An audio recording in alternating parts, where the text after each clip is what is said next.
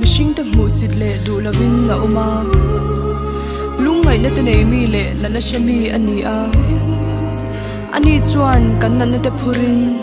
kan lungai na te po aphur nge ya nima selang ani chu kan bo chia na te wangin liamin na uma